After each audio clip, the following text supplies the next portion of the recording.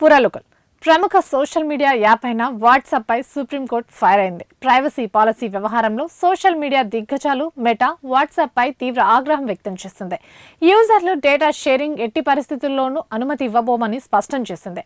దేశ ప్రజల ప్రైవసీ విషయంలో రాజీ పడేదే లేదని తేల్చి చెప్పింది. భారత రాజ్యాంగాన్ని పాటించకపోతే దేశం నుంచి వెళ్లిపోవాల్సిందే అని హెచ్చరించింది. నేషనల్ కంపెనీ లా అప్లెట్ ట్రిబ్యునల్ తీర్పును సవాలు చేస్తూ మెటా వాట్సాప్ దాఖలు చేసిన పిటిషన్లపై విచారణ చేపట్టింది.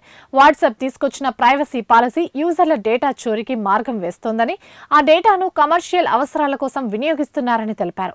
దీనిపై సొలిసిటర్ జనరల్ తుషార్ మెహతా వాదిస్తూ డేటా షేరింగ్ పేరుతో ప్రజల ప్రైవసీతో ఆటలాడొద్దని ధర్మాసనం ఆదేశించింది. యూజర్ల డేటా నుంచి ఒక పదం కూడా షేర్ చేసేందుకు మేం అనుమతించమంది. ప్రజల ప్రైవసీ విషయంలో రాజీ పడేదే లేదన్నారు. మీరు రాజ్యాంగం కల్పించిన ప్రైవసీ హక్కును ఉల్లంఘిస్తున్నారు. మా రాజ్యాంగాన్ని పాటించకపోతే మా దేశం నుంచి వెళ్లిపోండి అంటూ తీవ్రంగా వ్యాఖ్యానించింది.